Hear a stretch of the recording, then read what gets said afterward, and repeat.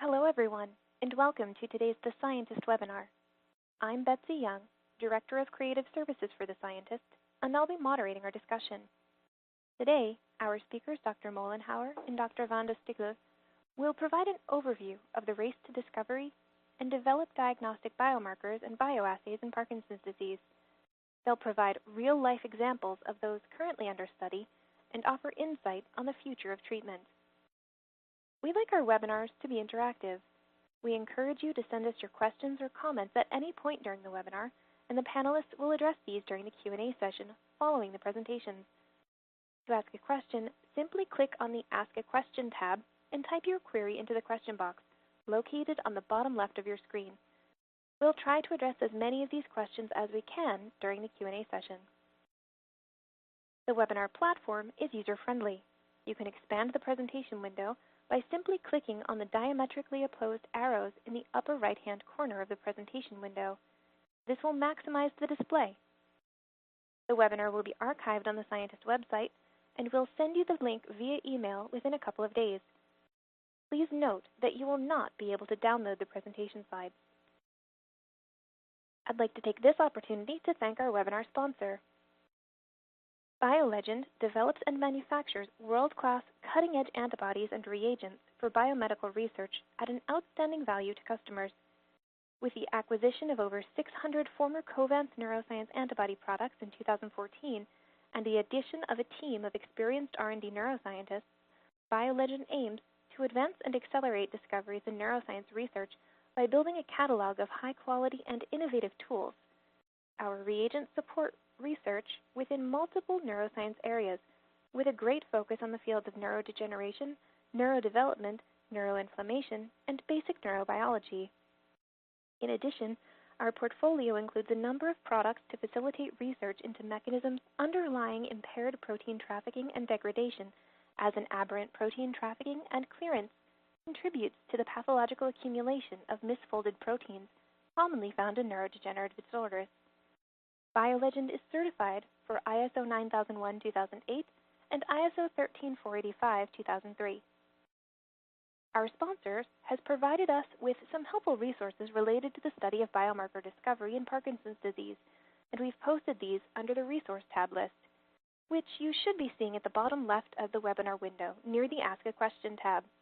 You can access and download these documents at any time during the webinar. And with that, let me introduce our first speaker, Britt Mollenhauer. Dr. Mollenhauer is an assistant professor in the Department of Neuropathology at the University Medical Center of Göttingen, Germany, and an attending neurologist and head of clinical research at Paracelsus Elena Clinic in Kassel, Germany. Prior to her recent appointments, Dr. Mollenhauer completed her postdoctoral training at Harvard Medical School, where she studied biomarker development and cerebral spinal fluid alpha-Synuclein. Her research focus and expertise is centered on the detection of human body fluid biomarkers and assay development for the improvement of movement disorder diagnosis. Dr. Mollenhauer has established a single-center cohort study in Kassel, Germany, studying de novo Parkinson's disease, which is currently followed biannually. She has extensive publication record and is a member of the Executive Steering Committee of the Parkinson's Progression Markers Initiative from the Michael J. Fox Foundation. Dr. Mollenhauer? Thanks a lot for the kind introduction. And I'll give a brief overview of Parkinson's disease and the need for a biomarker in this area. So Parkinson's disease is an increasingly prevalent neurodegenerative disorder where age is the major risk factor. And pathophysiologically, we see aggregation of alpha-Synuclein in the presynapse, leading to dying of the neurons and a dopaminergic deficit. Now, our main problem in Parkinson's disease is that we can't really cure it. So what you see here in the middle of the figure is that these are the medication we have in hands that are symptomatically available for our patients at the moment. So we can actually substitute the dopaminergic deficit, but we can't stop the disease. And when you look into the other circles around the middle, you see in yellow a few that are in development for neuroprotective claims, but there are only a few and only in development. And in the last years, so between 2013 to 2015, more than 3,000 subjects were enrolled in clinical trials with putative neuroprotective agents, and they failed. And now there are several reasons why they could have failed, but a few reasons I'll give you here is that at the time of the clinical diagnosis of a neurologist, when they say it's a Parkinson's disease, more than 50% of dopaminergic neurons are already degenerated, and the disease is therefore already advanced. Then pathology studies said that less than 50% of the neurology diagnoses are actually correct. And after 5 years, when patients start to develop fluctuations, the disease is more clear. But before that, we may be wrong in 50% of our clinical diagnosis. And then for clinical trials, we do not have an objective, meaningful endpoint measure in Parkinson's disease. It's mostly relying on a scale, which is mostly the Unified Parkinson's Disease Rating Scale, which is a subjective scale by the doctor and the patient. And it also is not very accurate and not very objective. And therefore, we do need biomarkers to signal the manifestation of the disease, the speed of its progression, and the risk of developing Parkinson's disease in the future. When we can stop the disease, we want to really stop it in the very early phase of the disease. Now, I said before that alpha-Synuclein is one of the pathological hallmarks of Parkinson's disease. And you see here a few of these Lewy bodies and neuroneurites in Parkinson's disease and dementia with Lewy bodies, and then also these glial inclusions and in multiple system atrophy. And alpha-Synuclein is the main component of all these inclusions. Now, alpha-Synuclein has also been found to be, if there are point mutations in the alpha-Synuclein gene, they can actually cause familial Parkinson's disease. And also there's a gene dosage effect, which has shown that alpha-Synuclein locus triplication subjects have usually a more severe disease, so a more early onset and a more early dementia. So alpha-Synuclein plays a major role in Parkinson's disease. And on the next slide, you see alpha-Synuclein is also spread over the brain, so that it causes the aggregation of alpha-Synuclein causes the progression of the disease. And this is the hypothesis by Bragg, which some of you may know. And it's now very clear that the aggregation of alpha-Synuclein, the information of the aggregation of alpha-Synuclein, is actually spread from cell to cell via the extracellular space. And that in the upper figure you can see that this enables us to quantify alpha-Synuclein in biological fluids. Now, if we look into the Alzheimer's field, there have been antibodies against A-beta, which is the main hallmark in Alzheimer's disease, that can actually, on the left side, you can see that these antibodies can remove the A-beta plaques shown here in the amyloid PET, but they can also improve cognitive function. And this is what we hope to also see in Parkinson's disease. But the Alzheimer's field has this Pittsburgh compound B, so a way to visualize their inclusion bodies. And this, you can see here, correlates very well with the CSF markers A-beta in those subjects. Now, we also have something similar for tau, just most recently being developed. But alpha-Synuclein is still far away from being able to be imaged, but with a nuclear medicine tracer. So let's ask, what is a biomarker? And the National Institute of Health Biomarkers defined it as a characteristic that is objectively measured and evaluated as an indicator of normal biological processes, pathogenic processes, or pharmacologic responses to a therapeutic intervention.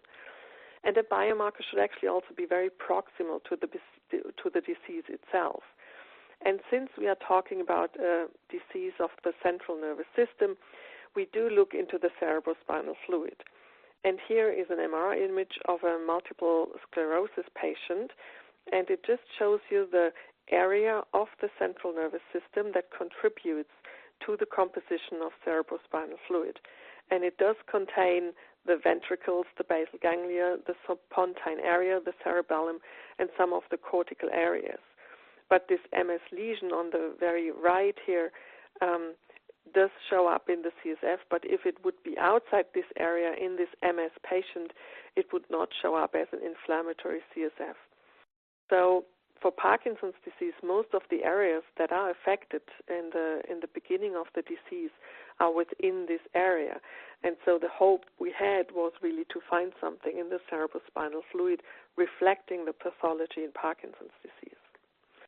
And so what we did develop an assay to quantify total alpha-Synuclein in cerebrospinal fluid.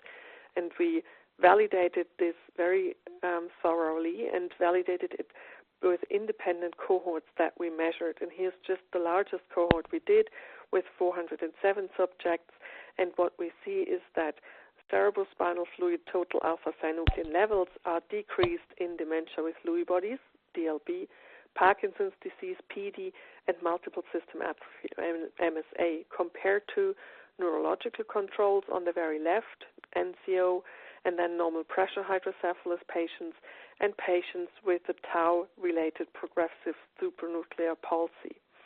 So that was the first assay we developed, but these box plots don't show you what's shown in the next piece here on the right, that there's tremendous overlap of single values, so that total alpha-Synuclein is very good for now. It's probably one of the best biomarkers we have for Parkinson's disease in cerebrospinal fluid, but it won't help us alone, and we need further biomarkers to add on to the total synuclein. The next slide just shows you and summarizes that other cohorts or other groups have done similar approaches, and also most of them find a decrease of the CSF values in CSF of Parkinson's disease patients. Now, the question is, why is it decreased? And here are some speculative mechanisms of this. So it could be a lower expression of the alpha-Synuclein gene as a result of Parkinson's disease, dementia with Lewy bodies, or multiple system atrophy. Or it could be a reduced exocytosis by neuronal cells, including the choroid plexus. And in Alzheimer's disease, the choroid plexus is supposed to be involved in the composition of cerebrospinal fluid in A-beta and Alzheimer's disease. We did look on the right in plexus from human and mice and did not really find a difference in alpha-Synuclein in this area. But on a third, it could also be just a reduced filtration rate from plasma into CSF. But it could also be an increased uptake and clearance of CSF alpha-Synuclein, or a decrease due to intracellular aggregation. It could just also be something which we haven't thought of, or a combination. We don't know. But so far, all our cohorts have been involved Parkinson's disease patients that are more advanced, and we have not looked into healthy controls. And that motivated us to create a new cohort, which is called DENOPA, for de novo Parkinson's disease, where we recruited Parkinson's disease patients and healthy controls and did a very thorough workup and clinical phenotyping in those patients, including clinical examination, imaging, polysomnography of the sleep, autonomic tests, neuropsychological testing, non-motor tests. Then we extracted DNA and RNA and collect a lot of fluids, so cerebrospinal fluid, blood, urine, saliva, nasal fluid, and feces. And what we're going to try is from this very single-center cohort from the Paracelsus Elena Clinic in Kassel, where we have strong standard operating procedures for all these fluids, and we'll try to identify multimodal biomarkers in this single-center, very homogeneous cohort to then apply on multicenter cohorts. And on the next slide, you see some of our examples for progression markers that we identified. So in the Parkinson's disease patients are in red. We had about 150 and 100 healthy controls, and this is now the baseline and the follow-up after 2 years. And the upper figure shows you one of the clinical scale, the scale for autonomic dysfunction, and you see the slope of the PD patients are a little bit steeper developing after 2 years than the healthy controls, and that's significantly different. So this could be a good marker. Then if you look on the right, the imaging markers, so this is voxel-based morphometry of 1.5 Tesla MRI, and you see the volumetry of gray matter and the hippocampus, and you see that PD patients have lower values in both of them and that they decrease more steeper than the healthy control. So these are also very interesting markers, but on the left, lower left, you see our CSF markers, tau and synuclein, and although it looks like there is some difference, it's actually not significantly different, so these don't really help us to show any progression of the disease, what the patients have clinically, definitely. Now, I told you that our goal is to develop a multimodal biomarker that can then be validated in a multicenter fashion. Multicenter is very important because all our clinical trials that we want to support are all multicenter, just to get more patients in. And one example of a multicenter biomarker study is now the Parkinson Progression Marker Initiative by the Michael J. Fox Foundation, where until 2013 we have recruited within 24 sites in the U.S. and Europe 423 Parkinson's disease patients, very similar to DENOPA. They were all de novo at baseline and were followed then longitudinally, and we also included 196 healthy controls. And you see here on the lower left that it's a proof of concept of what we have found before, that in PD we find a lower mean alpha-Synuclein levels in CSF total alpha-Synuclein compared to the healthy controls on the left, but we have quite some overlap. And if you look into this study at the longitudinal levels, there's also not much happening longitudinally, PD versus healthy control. But what you do see is quite that at baseline, so on the very left, and this is similar to DENOPA, you already see quite some differences between PD and healthy control. So there has to be a time before the diagnosis of Parkinson's disease where all these biomarkers change. I'll come to that a little later. Now, since total alpha-Synuclein won't help us alone, we try to identify further biomarkers that could help us and add on being a biomarker panel maybe to help to diagnose the disease and mirror the progression of the disease. And so this is our most recent metabolomic analysis from Carsten Hiller in Braunschweig, where he identified by unbiased metabolome in CSF of these DENOPA samples, baseline here now first, that fructose, mannose, and treonic acid are all increased in Parkinson's disease. On the right, it's DKP abbreviated compared to the DKK. These are the controls.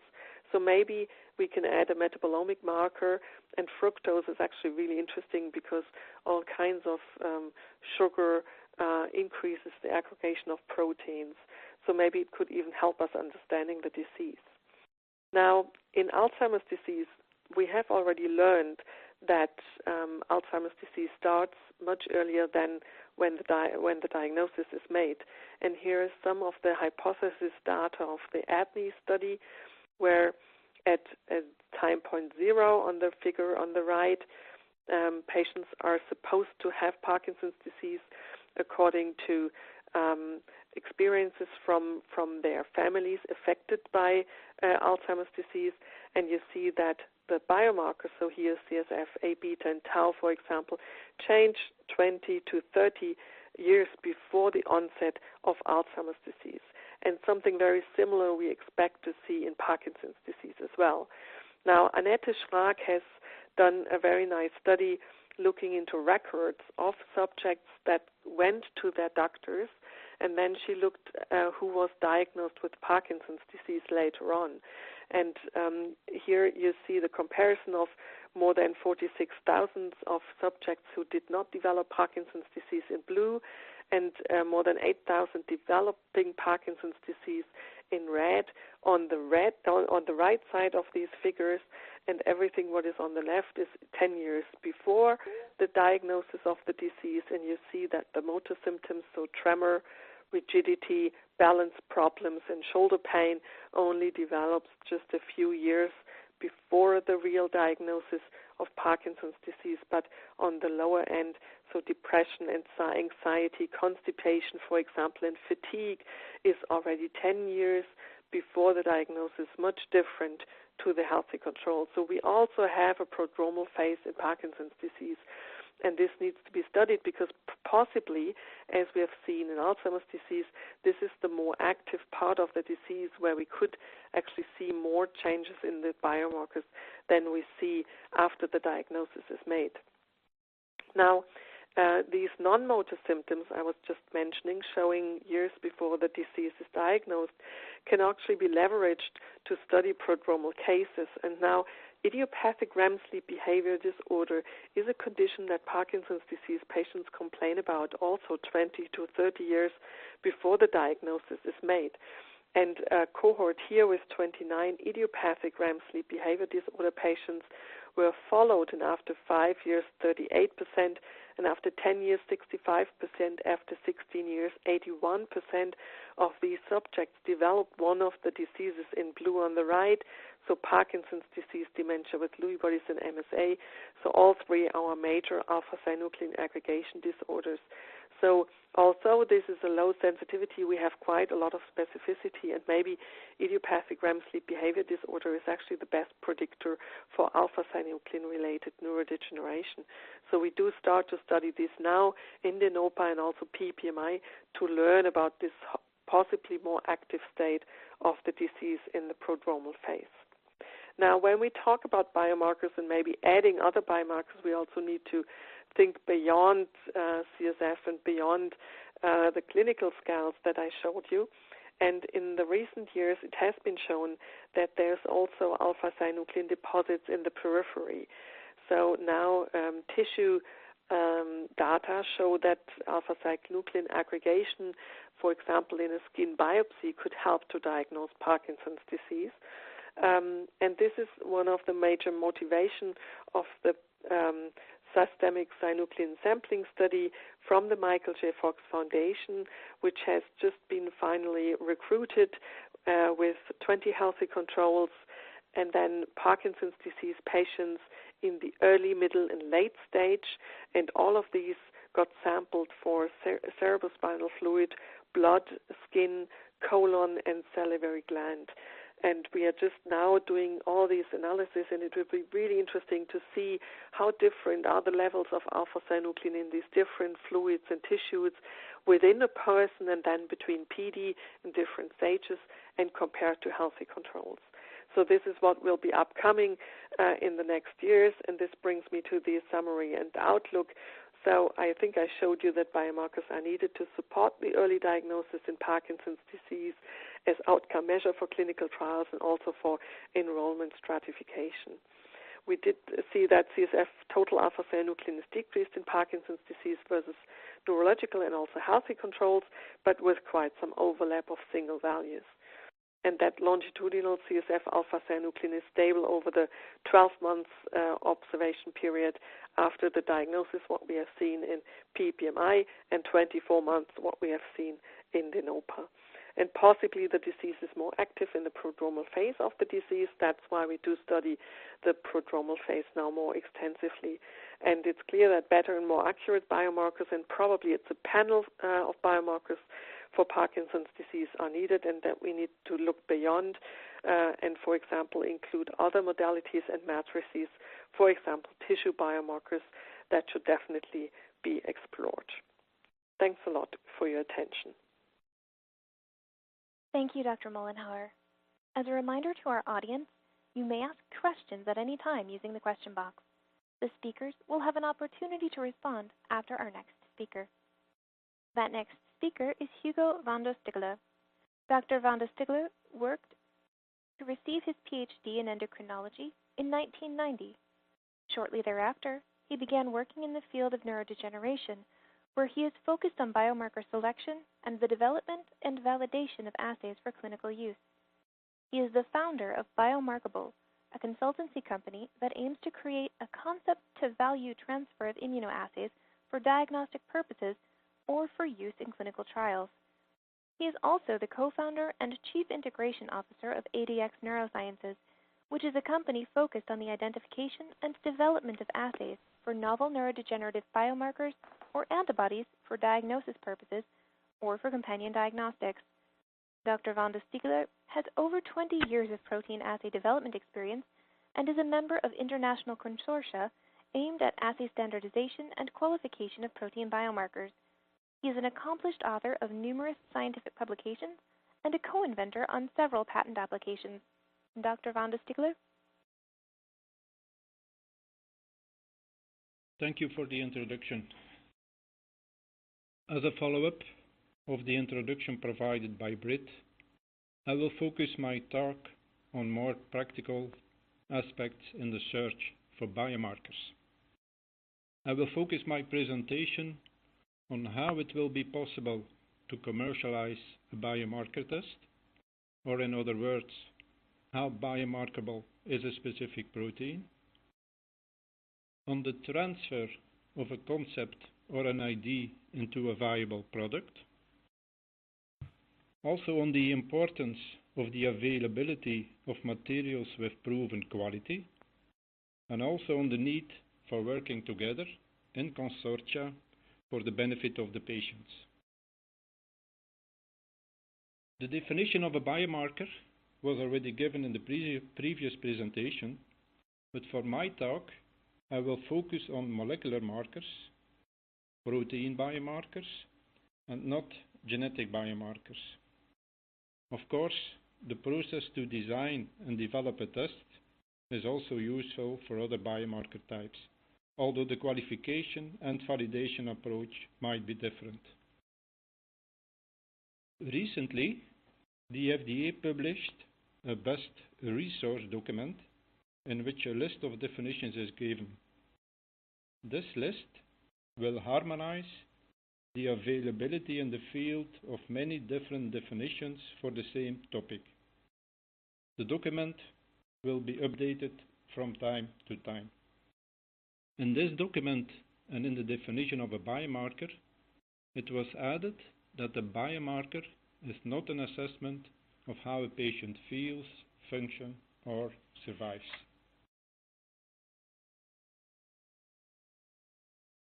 The context of use, meaning the description on how the medical product will be used, is used in a different way or in an academic setting or in the pharmaceutical industry. This was nicely outlined in a recent paper of the group of Sid O'Brien. In the academic model, a marker is first identified, followed by an extensive search to define its use. It can start, for example, with data obtained from proteomic studies. In the industry, however, there is a specific context of use that will determine in advance which biomarkers can be used and validated as fit for purpose for the clinical trial. So the entry point is different. As a consequence, the public field and the industry must make partnerships, as you can see on this figure which was included in the paper. The involvement of the industry will increase when moving from discovery to clinical utility. Vice versa, the involvement of the academic teams will be reduced later in the development phase. The quality of the work in a research environment must always allow the people to confirm the findings. This is what I sometimes call platformability, which means the quantification method can be transferred to a technology which is easy to integrate into a clinical trial concept. When coming back to the diagnosis in the field of Parkinson's disease, you can consider two entry points. First, there is the clinical phenotype, which is defined by diagnostic criteria. Secondly, there is the neuropathology phenotype, which is a post-mortem confirmation that there is a certain degree of ongoing pathology. For example, by using immunohistochemistry, the presence and the number of hallmarks linked to a specific step or phase in the disease process can be visualized. It is our ultimate goal to generate also a biomarker phenotype which can make a bridge between the clinical phenotype and the neuropathological phenotype. So biomarkers can be used as a positive indicator for identification of a person with the disease, or as a negative indicator used to exclude other disease types.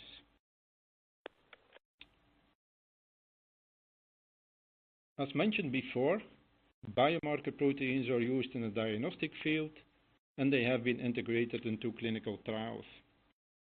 There are many potential applications for them. I will not go over all of them, but it is clear that at the diagnostic level, that the process cannot be stopped when clinical signals appear, so there is a real need for early markers of the disease. And on the other hand, symptomatic treatments often fail at an advanced stage.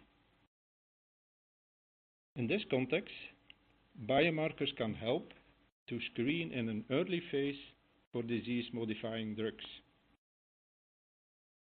The methods to develop, qualify, or validate the biomarker test is always linked to the specific context of use. It can differ slightly, although in general terms the flow is identical.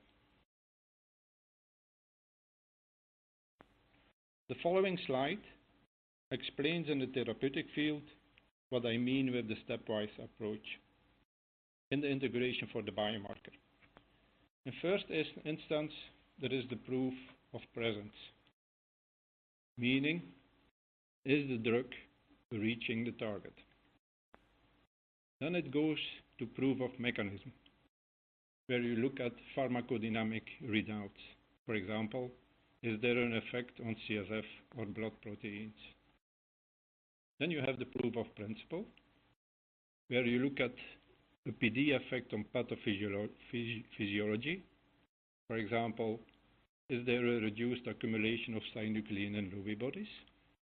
And then finally, you have the proof of concept, and is there an effect on the disease? A biomarker integration project, what we discuss here, always starts with the initiation of a discussion with all the different stakeholders on the requirements of the test. Several topics need to be covered in a product definition. You have more general items, such as intended users or the target population. You have physical or functional requirements.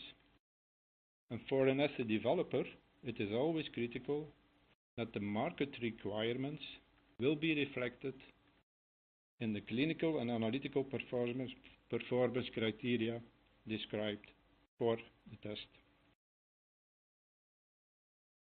A good product definition will reduce the commercialization risk for the vendor. It will increase the value of the test for the customer. And last but not least, it will allow the developer to follow in an objective way the progression of the development.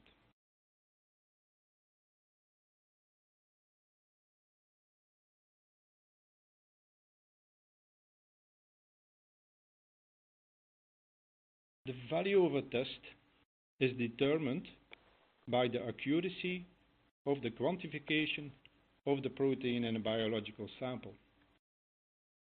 Many relevant proteins are available in a sample in different isoforms. Sometimes combinations of isoforms can generate a higher value than one isoform alone. If an isoform is clinically relevant, its analysis must be selective and specific. So one needs to understand in an early phase of the project the distribution of the monomeric versus oligomeric form, the availability of free as compared to protein bind protein, the interaction between these forms, the degree of secondary modifications, the level of aggregation and how it will be present in a sample, going from oligomers to protofibrils to fibrils. Sometimes you have proteins which are more difficult to standardize because they have problems with adsorption to different recipients, resulting in a bias in the determination of the concentration. So the needs for the future is that there is an extensive need to characterize the analytes. There must be availability of good raw materials. Samples must be available. Collection protocols. Technology must be there. A validation approach must be available. And there must be a long-term availability of the product. An example of the complexity is shown in this slide for oligomers, which was published recently in a nice paper. When you look at the figure at the right corner, you see that you have many different molecular as well as morphological structures of the alpha-Synuclein. So there is a need to have a tool to characterize all these isoforms, and by using antibodies generated to these isoforms and different technologies, it might be possible in the future to generate assays for all these isoforms and then come out with a conclusion which one is the best to diagnose a person with Parkinson's disease, or which is important for disease progression. For development of assays, I always start with a triangle approach, meaning that you can only have an accurate quantification in a sample if you have done a lot of standardization at the level of the assay, the sample, and the lab. There must be a continuous interaction between these three levels. It must be taken into account from the beginning that the test is always designed for a specific sample type. Validation for one sample type is not identical to validation of another sample type.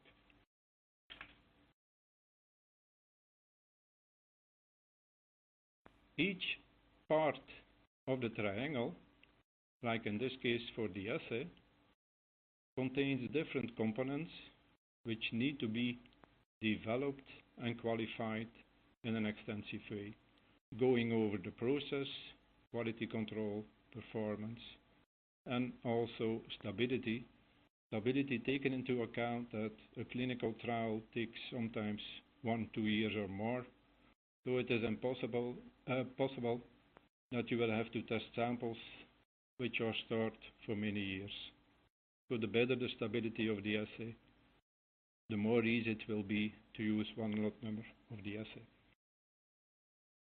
For the sample, you also will have to look at many different variables, going over collection, tube types, etc.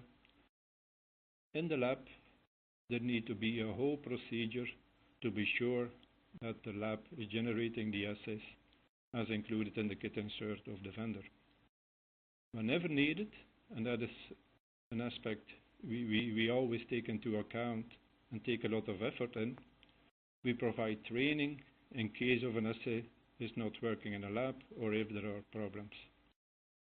It is the accountability of the vendor to make good products and the accountability of the lab to generate good data, and the accountability of the field to come up with a protocol for sample collection and storage. In the field, there are already many groups, consortia, trying to speed up the process of biomarker integration in the field of Parkinson's disease. Of course, as you know, for the assays you have the regulatory guidances. Samples, a lot of effort is done these days by the Michael J. Fox Foundation. They provide, for example, reference samples that can be used in different assays. For sample collection and storage, there are efforts ongoing in Europe as well as in the US. Studies are ongoing where you have different technologies to quantify the same analyte and see what is the variability between centers, because the assays need to be integrated worldwide, so the value need to be identical in function of the center of testing. There is a need for external QC programs also. The two aspects that I will go further in the next slide is important. That means involvement of the International Federation of Clinical Chemistry as well as the Coalition Against Major Diseases. These two consortia are especially involved in the regulatory aspect of biomarker integration.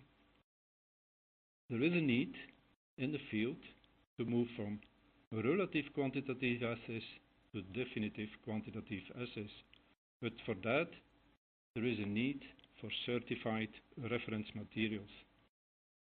These are not available in the field of Parkinson's disease, but in the field of Alzheimer's disease, there is already a big progression made for providing reference materials to quantify beta 142. This is in a final stage of approval, so we can learn from this effort to speed up the process in the field of Parkinson's disease. On the other hand, there is also a need for qualification of the biomarkers. The Coalition Against Major Diseases is helping to obtain qualification for specific biomarkers for use in clinical trials. Again, coming back to the field of Alzheimer's disease, as well in Europe, through the European Medicine Agency, as well through the FDA, some CSF biomarkers have already been qualified. That means that regulatory instances believe in the value of the protein. That does not mean that all these biomarker assays are fully validated.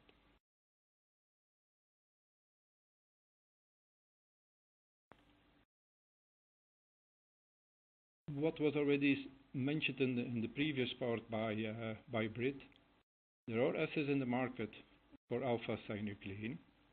Alpha-Synuclein being the most promising marker in the field of Alzheimer's disease, but these assays are suffering from lot to lot variability, so there is a need for improvement.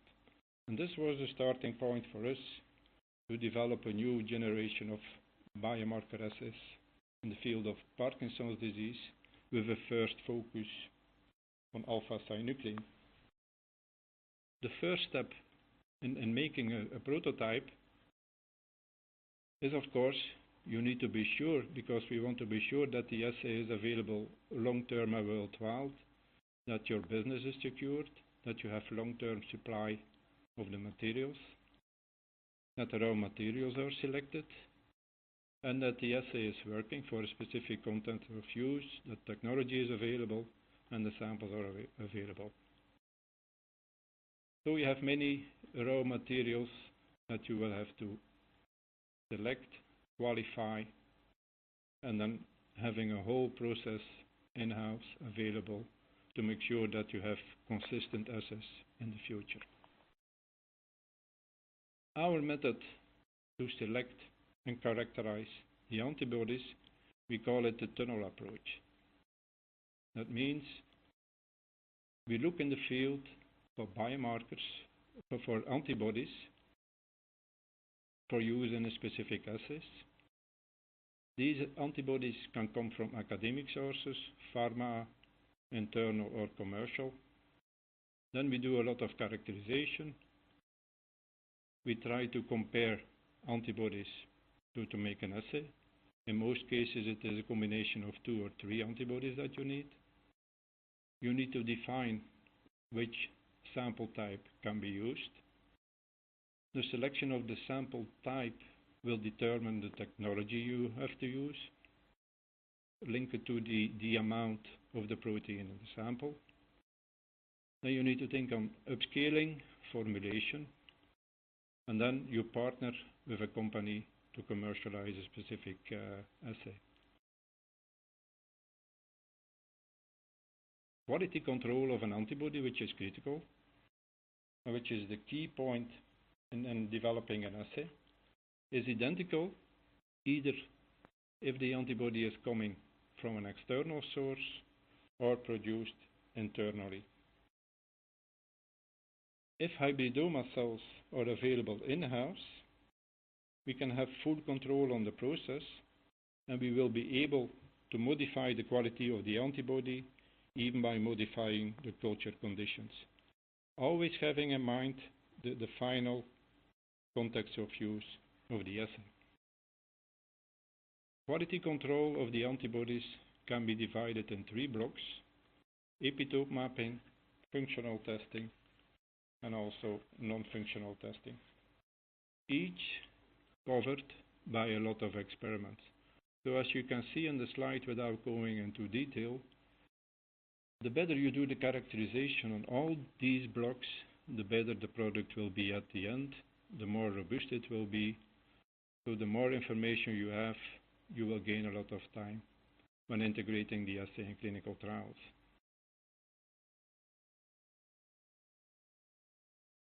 A few examples are shown in this slide.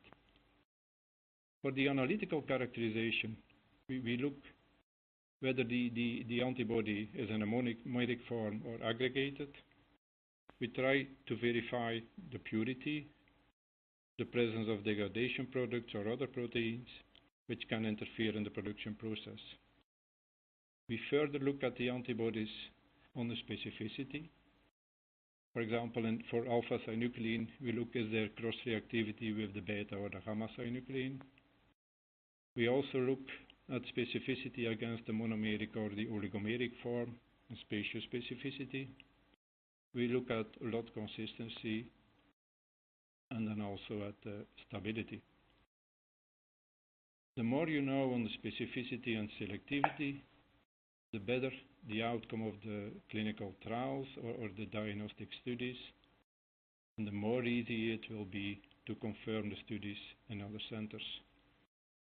So the antibodies are characterized, and then we need to verify which one is good to be used as a coating antibody or a detector antibody. In other words, which antibody is good to be coated on a plate, or which one is used as the detector antibody, as shown in the bottom. So we have different techniques to verify, like you can see on the right. It was a screening of let's say 20 or 30 different antibodies against synuclein for use as a coating or detector. And then we select, let's say, the 3 or 4 best ones to start to develop the assay and qualify it for the intended use. Then as shown in this slide, it is the classical approach to go for full validation. You need to go from the prototype assay, what I described previously, first to a research use only product that is validated, and then you go for registration either in Europe, CE registration, or through the FDA.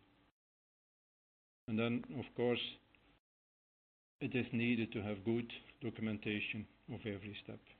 This is important, especially if you go to clinical trials, that you can verify every step in the process.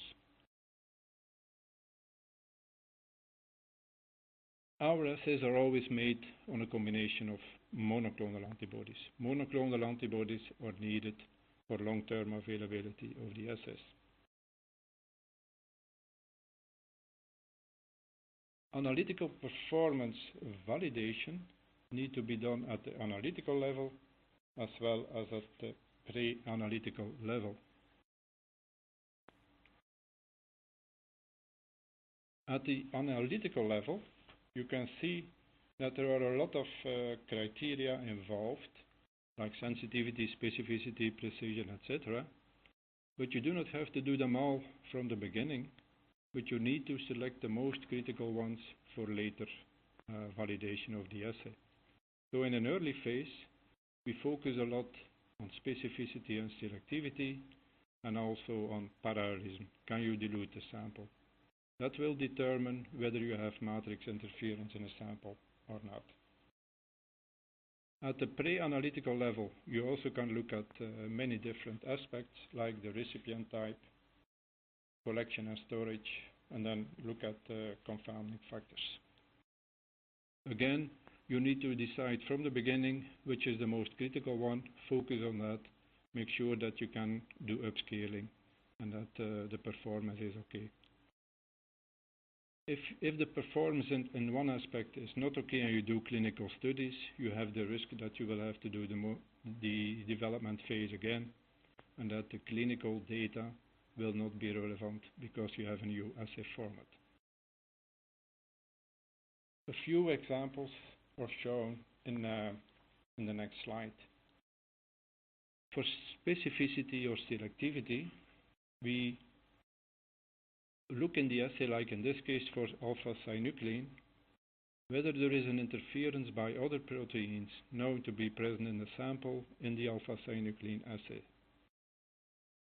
These proteins are added either individually or in combination with synuclein. Then, of course, you need to define the working range. You need to be sure that your detection limit allows quantification in a sample of the analyte,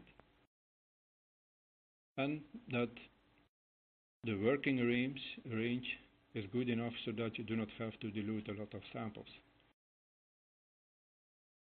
For us, one of the most critical aspects in assay development is parallelism, meaning that you can dilute a sample and come to a correct correlation between the theoretical concentration in a sample and the experimental concentration. If that is not working, then we need to do the development again. Different aspects like dilution or linearity, spike recovery will be okay if you have good parallelism.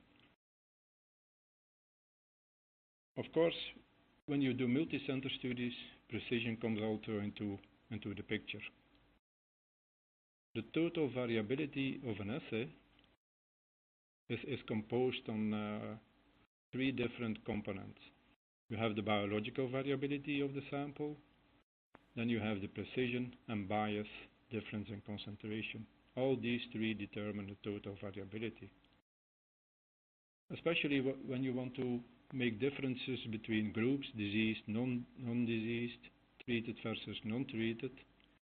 You have two different populations, so you want to reduce the variability in the population and increase the difference in concentration between your target populations. As already tackled a little bit in the first part of this webinar, you can increase the difference between groups by looking at a combination of biomarkers, not focusing on one biomarker, but a combination. Like is shown here, for in the field of Alzheimer's disease, you have the different hallmarks, like plaque, tangles, Lewy bodies, etc. And for these, you have specific markers available. So by combining and looking at the best algorithm, you will be able to separate groups more easily than using one marker alone, especially because for each protein there is a large overlap between disease groups, so you need to go to multiplexing. So group separation, you can make it better by combination of different biomarker proteins. Precision at the end of the development phase, you need to look at, is it okay, do we have the same results when going over different centers, over different samples, etc. This study as shown on this slide was done as part of the collaboration or funding by the Michael J. Fox Foundation, and it is given here as an example. So in this case, we used 2 lot numbers of the kit. 5 centers were involved. We had repeatability, replicate testing of a sample, Approximately 50 CSF samples were included, and we used the ELISA protocol, the manual test procedure. Take into account that if you go to automation or random access, that the variability over the centers will be reduced. And then in general, we look at the overall variability. Here in this case, it's between 10 and 15% or somewhat lower for all the samples. So this is good as compared to what is available in the market. Also, you can look when you have samples with a higher variability, then it's good to go more in detail and look what is the reason for that. Sometimes you have samples which are not homogeneous enough at the start of the study, so you can verify why do I have a higher variability, and then work on that also. But in general, the overall variability in this case was between 10 and 15%. And then you also can go further and see where is the variability coming from. Is it from the center? Is it from the lot number? Is it within an assay, etc.? And all that information will help us in the field to identify the key factors and then also come up with a protocol with an even lower variability. All taken into account that the assays must be used later on for individual patient management, and the better the precision overall, the better the clinical decision can be made. So precision is key. If it is not good, redevelopment is needed. The field is, like I said, now moving from manual ELISA testing to random access analyzers, so that means that in principle, precision in the field will be reduced a lot in the forthcoming years. And then at the pre-analytical level, which is important because, like I said, an assay is developed always for a specific sample, so you need to be sure that sample collection and storage is under control. And for synuclein, there is another factor which is important. That means, can we use hemoglobin as a surrogate marker for blood contamination?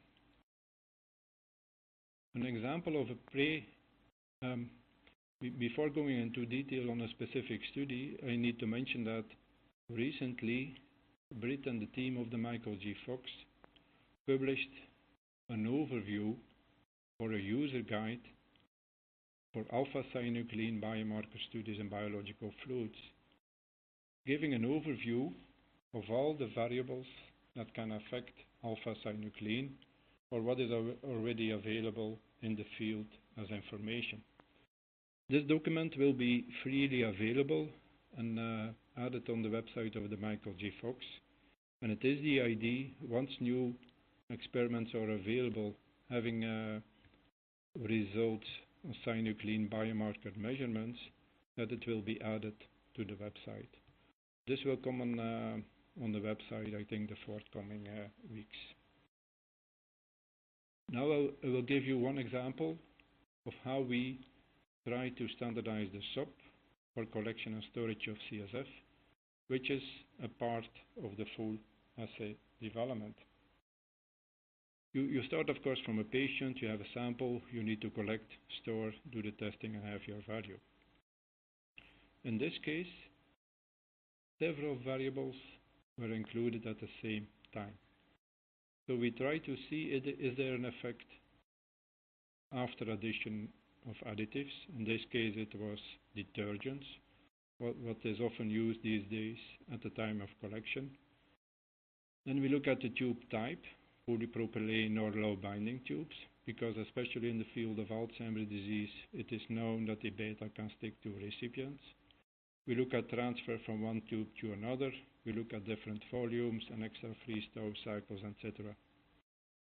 This is with the final goal in mind to have a robust protocol that can be used worldwide, that everyone can use, and that it will not affect the value determination in a sample. In this case, we could verify or determine in the study for alpha-Synuclein. We split the data between the blue lines for samples without detergent, the red ones is with detergent at the time of collection, and on the A-axis you can see the relative change going from 0 to minus 15%. And on the x-axis, you can see, using a statistical approach, which factors are important for the determination of synuclein. In this case, synuclein, the most important one was freeze-thawing, and freeze-thawing of the sample linked to the volume in a tube. On the other hand, if you have the detergent at the time of collection, there are not so many parameters in our study that affected alpha-Synuclein, but having detergent at the beginning of the collection can result in a different degree of free analyte in a sample. So you need to be careful to add something at the time of collection, because it can immediately interfere in the assay as such. What is also important, and this is shown in the right slide, taken again from the same publication where we try to optimize collection for all different analytes. You have two different examples of variables in the study. On the a-axis, you see different analytes used in the field of neuro, and then on the x-axis, you have again the relative difference. One means no difference. And for every analyte, you see the overall difference. So the red one is a beta 142, and there you can see, depending, for example, for this specific comparison, you have already a decrease of almost 70% of a beta 142 if you do not use the correct collection and storage protocol.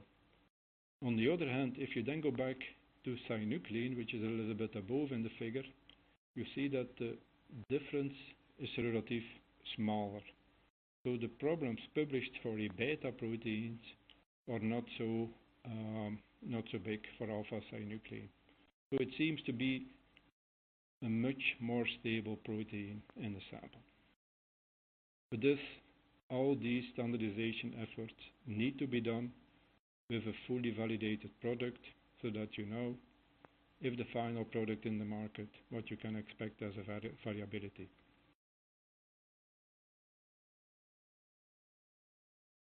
And then we come to an aspect of importance for alpha-Synuclein measurement in samples, is the use of hemoglobin.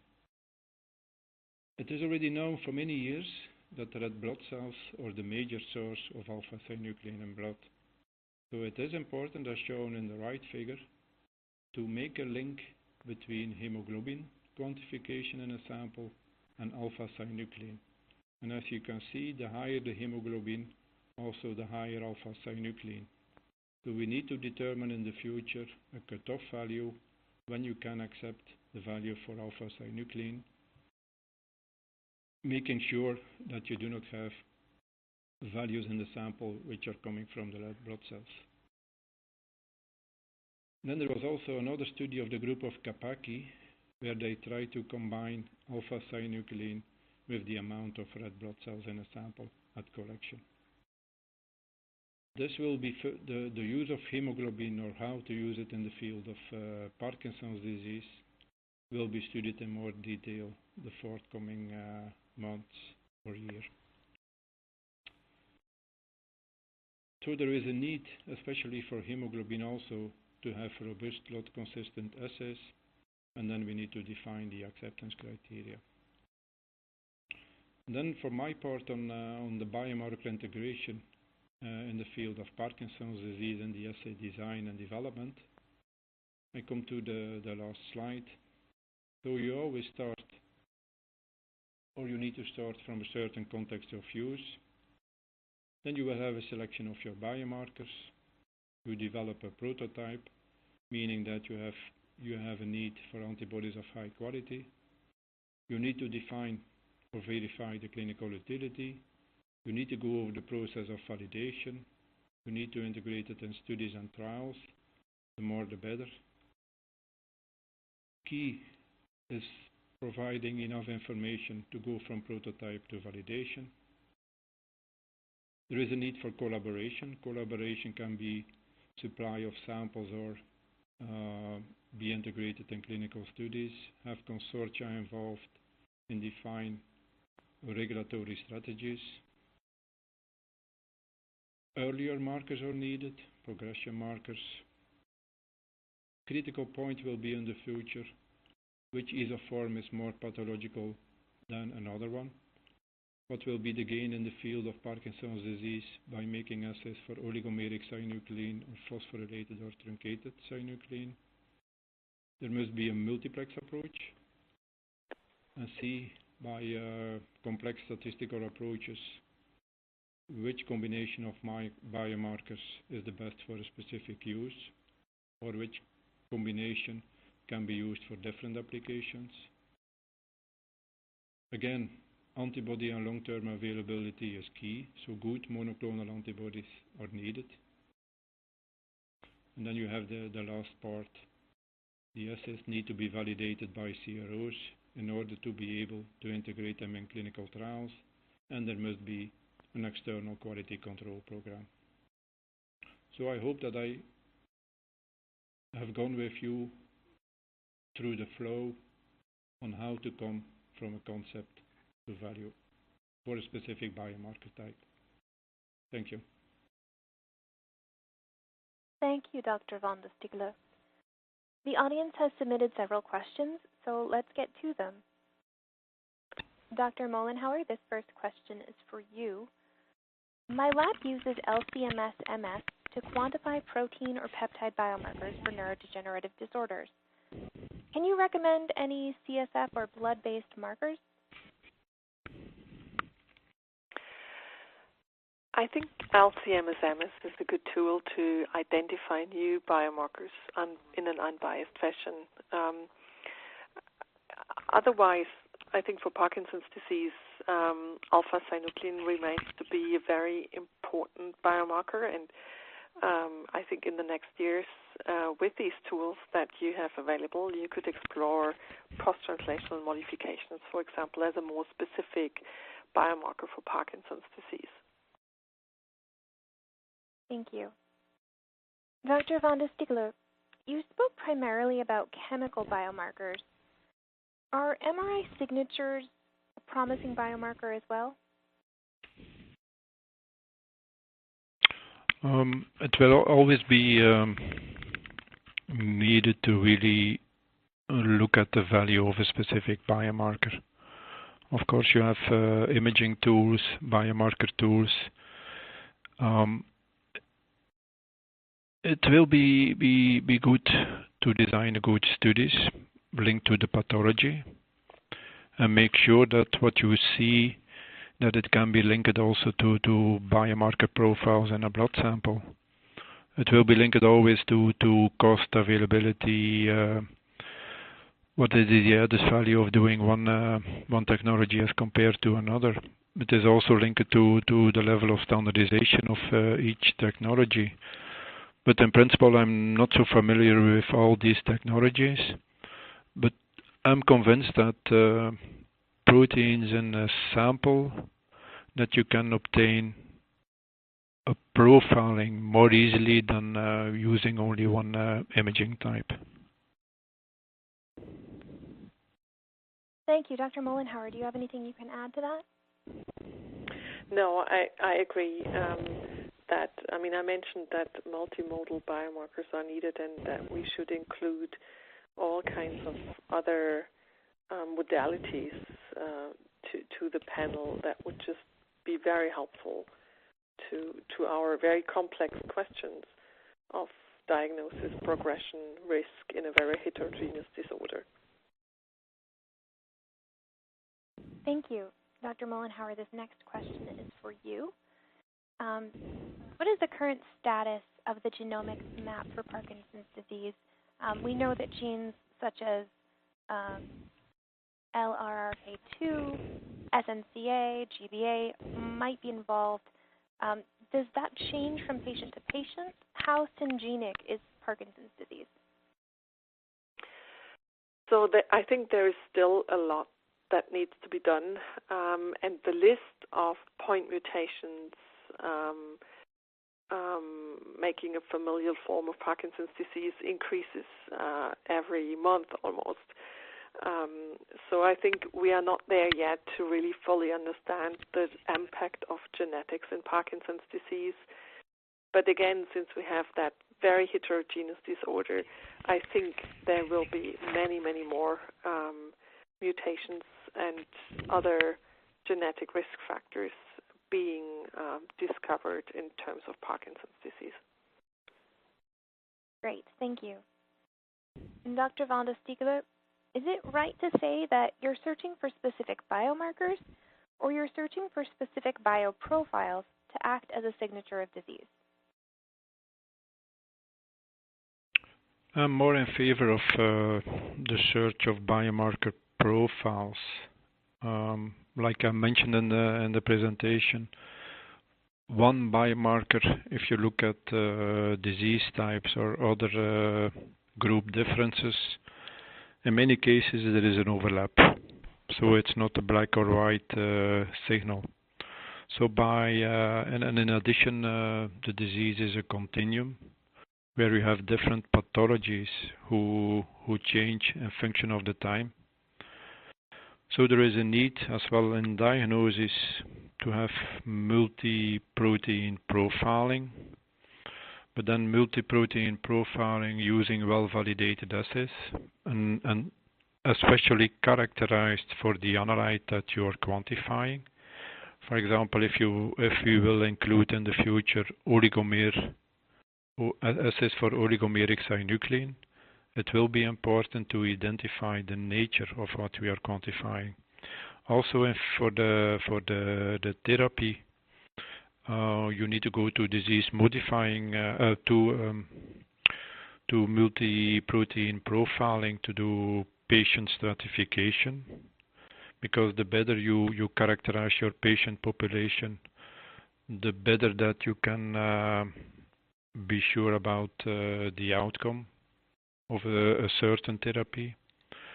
You can also look better to disease modifying drugs and see is there a difference in populations treated or non-treated.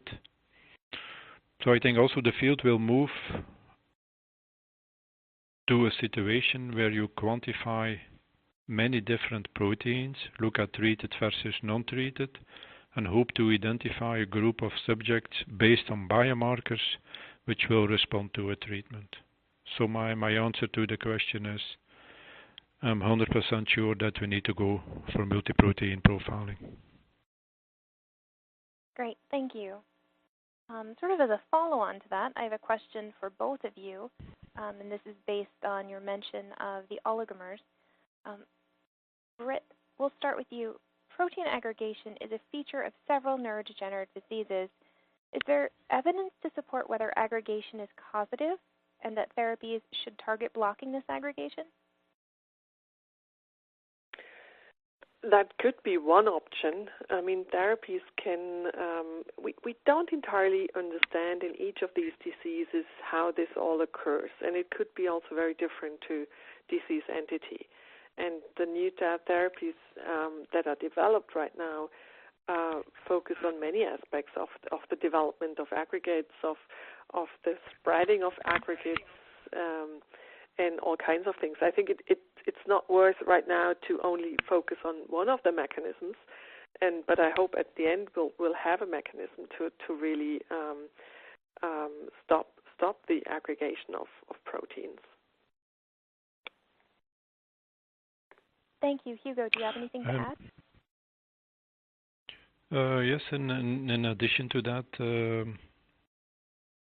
of course, as well in Alzheimer's disease or in Parkinson's disease or other diseases, there is a lot of focus to block the oligomerization of the different proteins.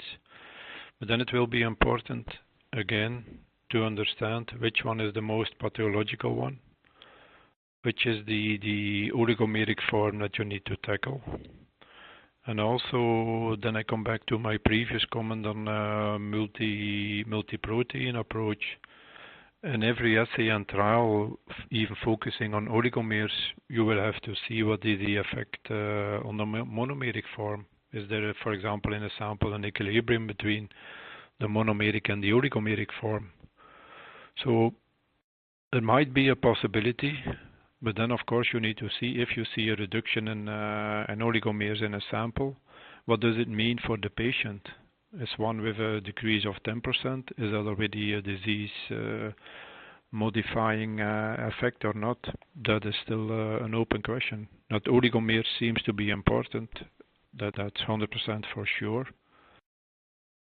Whether the reduction of this will also have immediately an effect on the patient itself, that need to be verified in clinical trials and studies.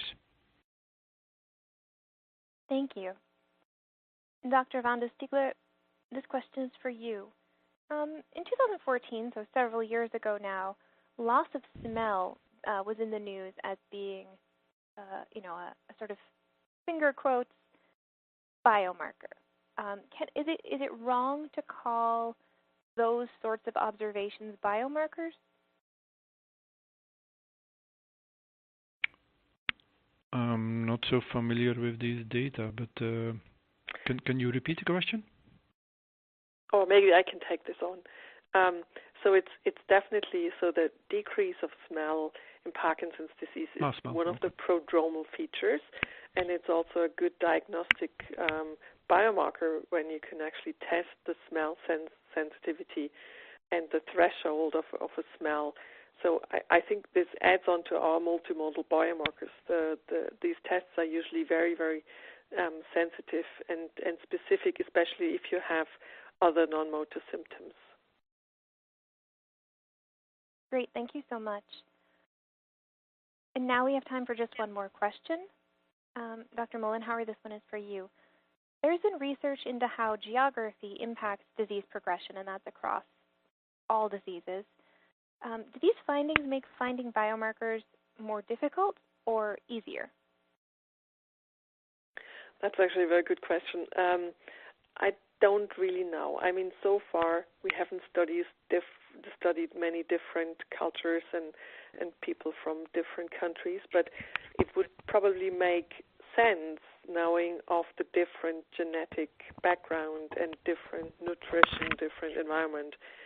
So I think it will make biomarker research more successful, but also more complex. That is also one of the reasons why in an early phase of development we always try to set up observational studies worldwide, especially to tackle this potential geographical difference. So it is important to do studies with materials coming from different sources of the world.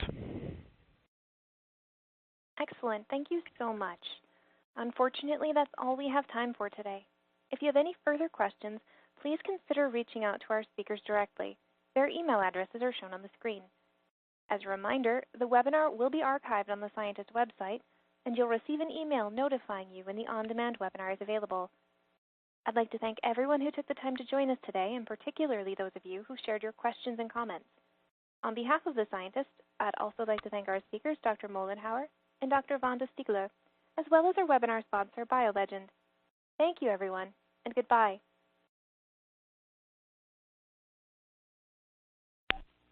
Thank you.